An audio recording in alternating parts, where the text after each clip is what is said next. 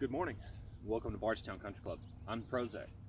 I decided to do a little bit of a short game Saturday tip for you, talking about how your hands and your wrist control the trajectory of your shot as you are attempting to change it around the green, depending on the lie and the situation that you need. Now, naturally, there are three real basic shot types. You've got a chip, which is a low kind of run shot. People call bump and run. There's a pitch shot, which adds a little bit of loft to it. The ball's going to hit, maybe chuck a little bit, but still going to release. And then, of course, you've got your standard flop shot, which is the one that goes up in the air and it stops really fast when it hits the ground. And I just kind of wanted to show you how your hands and things related to that. I've got a few flags over here. You see a couple balls I've already hit. But I guess where we start with is how to pay attention to your hands. So you've got this forward position that everybody talks about. And naturally, you get the ball in the right part of your stance, somewhere near the back of your right foot, so that we can catch it kind of on a descending blow. So in this, hairy Bermuda that we're playing out of right here, it's gonna, your club's gonna be able to catch it a lot easier when you're coming down on it, rather than being a little bit more flat, which I think a lot of people are. They're too flat, and they end up catching ground behind the club or behind the ball, which leads to flubs, those kind of fat shots. And then sometimes we pop up out of it and then hit it real thin. If we keep it near the back of the stance, we can catch it on a little pinch, and we can really control how the ball comes out. So now, talking about ball position, or not ball position, hand position and wrists, if we keep our hands in this very forward type leaning area, which everybody sees us do, or a lot of people do, they're in here. This left wrist is more of a bowed fashion, where it's leaning towards the right foot, right? So if we hold that out there, we can keep the hands in front of the club face. Now, how drastic we do that influences the loft on the face. So if I can do that, now I've got basically no loft on the club. This is a 56-degree wedge. I can keep that running right across the ground by keeping my hands out in front in that manner. Now, if I bring my hands back a little bit to almost a straight down neutral fashion, not quite straight down, a little bit more forward, because we do still want to keep the hands in front of the club and the ball at impact. And we add that downward strike. Now we're going to get a little bit more loft. The ball's going to hit the ground. It's going to tend to spin and then still run out a bit. And if we allow this wrist to go completely cupped and bow the right hand, then we're going to add a whole bunch of loft to the face, and that's how we hit that really good flop shot. Now, it happens so fast that you don't actually see those hands doing that, but understanding where they are at impact will help us control how we're actually flighting the ball. So now I'm going to hit a couple shots for you, and I'm going to demonstrate. This first one you're going to see is my hands forward, very forward. I'm going to make it happen like this. Again, it's a 56-degree wedge. I'm going to make this thing act about like an 8-iron, maybe a 7-iron when it comes out. I'm going to go to that last flag over there. So again, we're keeping the hands in front, the ball's near the back of the stance, and we're going to catch it on the way down. Okay, very front, hold it, make sure my hands stay in front all the way. I got that bowed position with my left wrist.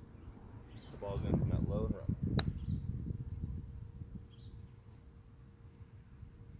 Ooh, and I made it. How about that? And now, if you can see this flag here, I'll turn you just a bit. Let's see if I can get you over just a little more here. Okay? So now I'm going to hit a little bit more lofty shot, more of a pitch. The last one was a chip. Now this is going to be a pitch. So instead of way in front with my hands, I'm going to allow them to come in a little bit more neutral, more here. I'm still going to be leaning forward. Ball's in the back of the stance. I'm going to hit down on it. Now, with my hands being here rather than here, you can see the difference, how far ahead those are. A little bit more flat wrist. The ball's going to get up in the air a little more. Let's see if we can do it. Over to flag 2. Now, naturally, we want to set the wrist, but we don't want to hold them out in front like that last one. We want to go ahead and let it release just a touch, and we can get it up in the air, hit it at flag 2. See how it goes up, right off, work towards the flag. Now the last one, again, is a flop shot. We'll see if I can do this on command. I don't like playing this because it's a dangerous shot. It involves a lot of motion, a lot of quick, fast wrist motion through the impact zone. So let's go to flag 3 and see if we can do this. Again, the object here is to get the hands and the club matching right on top of each other, even almost forward at the point of impact, rather than the low shot where we're here. A little more standard shot where you'd like to hit all your irons and your maybe your long irons and short irons out of here. Now we're going for a full release and trying to catch it right in there.